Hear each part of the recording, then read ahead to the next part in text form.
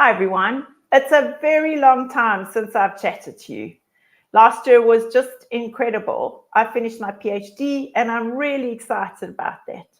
And tonight I'm having a chat about something I'm really passionate about: continued learning and the reason for continued learning.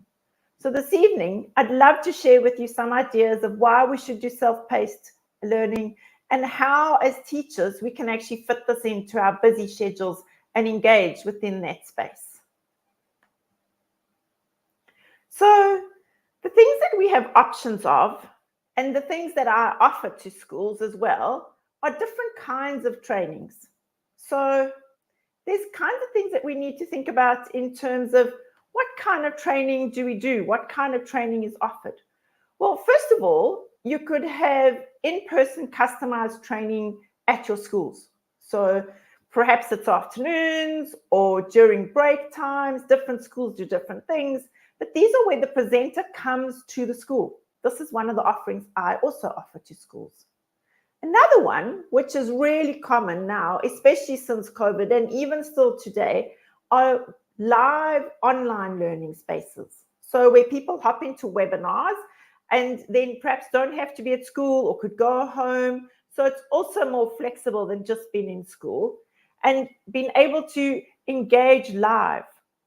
The other option that's available are self-paced online courses. So for me, that's a really interesting alternative. And let's explore why that is. So as a school, we're always pondering, what kind of professional development do we want for our teachers? As individuals, we often think, oh, I'd love to do a course, but where do I go? How do I find them? Will it take me away from my school or my families more? And so we think about that. And these are the three common kinds of trainings. Tonight, we're going to look at self-paced training. So it would be interesting to know if you popped questions into the chat around which of you might have done self-paced learning courses and how you found them. Well, often when we think about wanting to do training ourselves, there are barriers that prevent us from doing these things. First of all, it might be our own personal characteristics. We might be afraid of the technology. We might think, oh, it's going to take too much time. It might be, oh, I don't want to do something I'm not sure about. And so our own characteristics come to the fore in terms of hindering us or stopping us from doing that. We might have internal barriers. Internal barriers are described of how, as we might say, oh, we're too old, or we're too young, or no, I don't think it's meant for me, it's meant for somebody else. We might use a range of different reasons that are our own perceived ideas in terms of why we don't want to do them.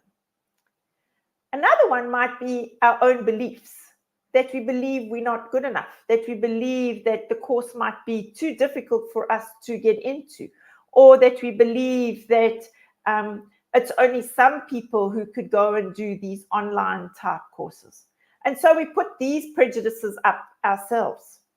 And another one might be our own technical knowledge, that we might think that doing them might be difficult or we wouldn't cope with it. And so we put up these barriers ourselves in terms of doing online courses. But actually, when we are in the classroom and when we close our classroom doors, we control the learning for our learners. We decide what our lessons are going to be like. And so we should do the same for ourselves. We can take ownership of it. We can decide what kind of lifelong learners we want to be. We need to think about that our world has really changed. There are all these new technologies around us, and we should be thinking about, if these technologies are around us, how does that impact the way we teach? How does that impact our learners? And so it's exploring within ourselves and saying, how do we embrace this change? How do we change so that we will cope with these different types of learning spaces? We talk about having characteristics as teachers in terms of coping within this digital age. So being curious. So ask yourself, how are you curious? What are the kinds of things that you are curious about? Learning about the world, perhaps going to explore different parts of nature, perhaps playing with different kinds of tech. What is your curiosity? And then how are we adaptable? Think about how we adapt within our spaces. We get a new phone and we adapt. You might get a different car and you adapt to that. Or you might get a new television and you adapt to those controls. So we adapt in lots of ways. And often when we think about ourselves and professional development, we say, oh, I don't know if I can do it. But just put on your adapting hat that you wear a lot. At school, we adapt every year. We get new children. We get a different timetable. We sometimes even have to have a new classroom. So we cope and we adapt. And so turn that into how you adapt within your own learning. We teach our children about critical thinking, but as teachers, we need to be critical thinkers. So think about how are you a critical thinker in terms of how you want to grow, what you want to learn, the kinds of things that you want to do. What about collaboration? How well do you collaborate with your peers at school? How well do you collaborate within your family? We collaborate a lot, but sometimes we don't consciously think about it in terms of how that might benefit us if we actually wanted to learn more. And if you started talking about what you're studying and you got peers and different people within school to buy in, that really just helps. So being willing to collaborate is really useful. Having empathy. Technology changes. And so with all these other things that we've been speaking about, we also need to understand that sometimes it's difficult. And so when somebody's going through a difficulty, whether it's emotional, whether it's social, whether it's perhaps just using a new technology, showing that we care is really important. And meaning that is really, really beneficial as a teacher and really important in terms of how we engage with our learners and how we interact with each other. So having empathy really also helps in terms of when you're looking for something to study or looking for something to learn. Think about innovation. When last did you do something that was innovative and fun? When last did you actually go and play, draw a picture, write a poem, go and paint some pottery or create some pottery, or work in your garden and develop a beautiful garden patch, or go and write a story, or perhaps if you're into maths, creating some beautiful images using your maths formulas. How are you innovative? We expect our children to be innovative in our classes. So how are we doing that within our lives as teachers? How are you resilient? Again, we are resilient just by being teachers in a classroom. Things change constantly at school. We need to cope with the changes of timetables, different days at schools where things might go, or interruptions such as sports meetings or unexpected arrivals or all sorts of things. So as teachers, we are resilient. Recognize that and realize that even when you're going to learn, that resilience is there. And then being a digital learner in this digital age, are you a teacher learner where you as the teacher are willing to learn? So these are 8 characteristics that as teachers we could use to help us when we're thinking about what we want to learn and how we want to grow. So if we selected self-paced learning, what are the benefits? Well, there's convenience. You can do it when it suits you at a time and a place. You can also work at your own pace, which is really useful and lovely. You can choose the topic or the subject that you want to work on. Your time is your own, so you can manage your time really well for when you can do your studies. And then it minimizes wasted time because you can slot it in with the rest of your day. But when we're doing self-paced courses, we also need to think that there might be snags or pitfalls. For example, we might think that we're too busy, that there's just a lack of time, or motivation, that you start it and then you think, no, I don't think I'll carry on. I'll rather do this instead of that. So being self-motivated to do it could also be a useful tool to think about in terms of don't become demotivated and lose interest. That there might be too much choice, or that there's a lack of feedback, that you want the interaction with people, or that you are working on so many things that it falls off your priority list. Remember, when you're doing self-paced learning, when you decide on the course, think about what would really benefit you and how that will benefit you. Whatever way we look at this, life is hectic. It's always crazy. But the choice is still yours. So think about how you can become a lifelong learner. So I am really excited about becoming a supplier to Teacher. So Teacher is part of Snaplify, and they have this online platform with self-paced courses.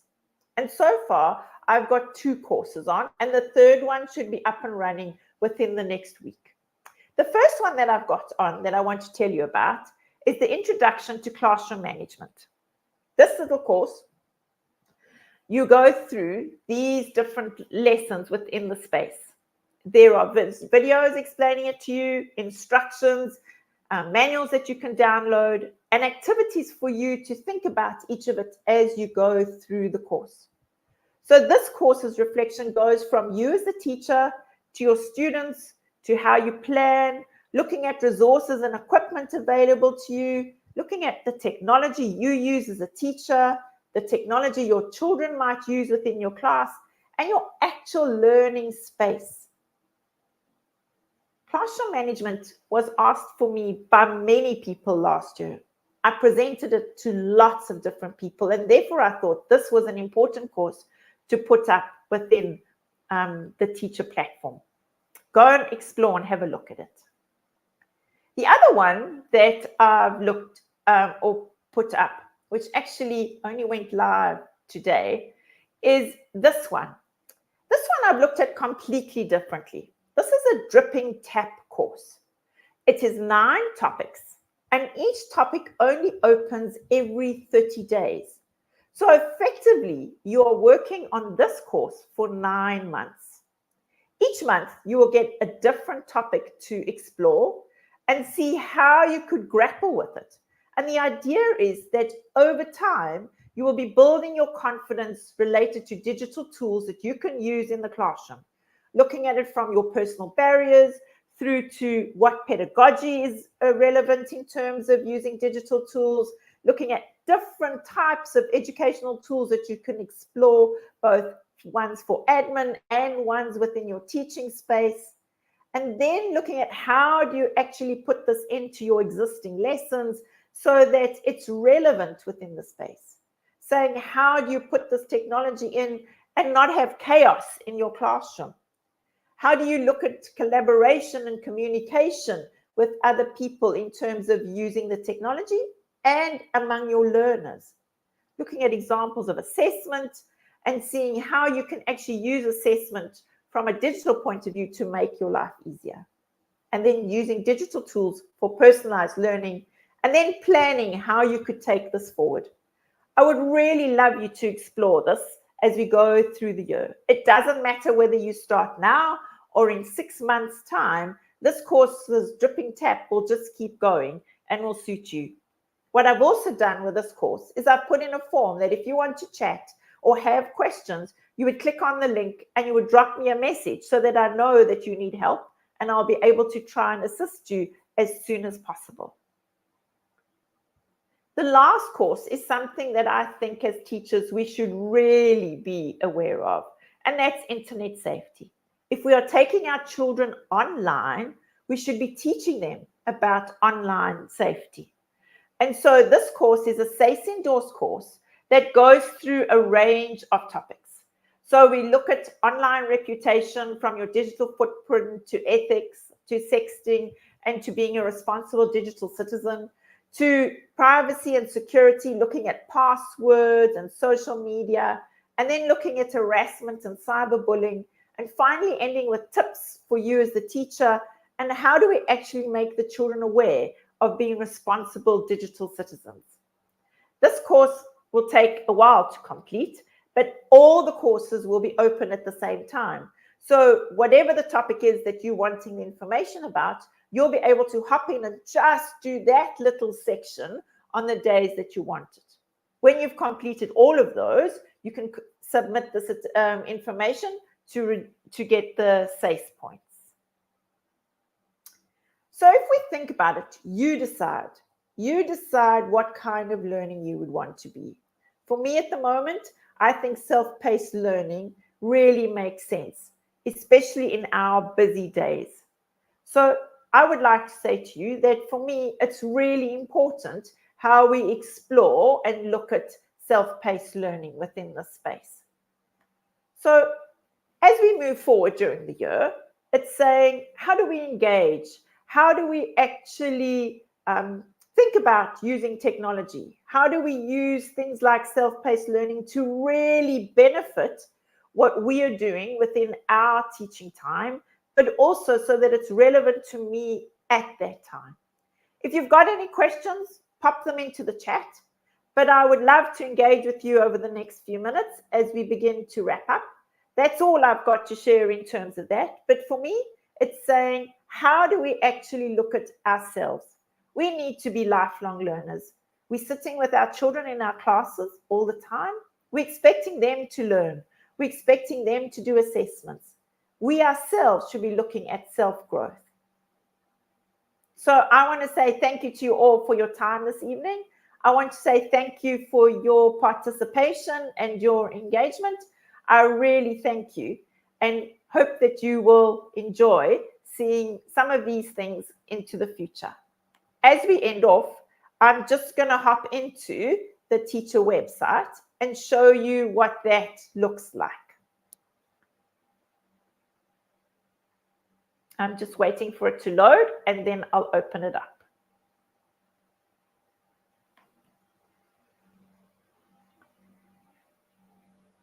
So this is the teacher courses website. You will see that there are a range of different courses within the space that you can actually go in and have a look at and explore. When you go into the courses, you can also then go in and see how the courses are actually structured. So here is my one little course about building confidence, and here is the other one in terms of introduction to classroom management. I see that I'm logged in at the moment, so that's why you can't see the details like these. But you would hop on and you would click on the course that you're interested in, and you would go in and subscribe to it. If a school wants to do a bulk amount of teachers around one of the courses that are on the platform, all you need to do is reach out to the teacher team, and they'll then speak to you about pricings for large groups of people. So thanks everyone for your time this evening. I really hope that you'll consider thinking how that you would be able to use teaching within your space. So thanks, Jessica, for the kind words. That's really great. So I just want to say thanks everyone for a good evening, and thanks for sharing. Take care. Goodbye.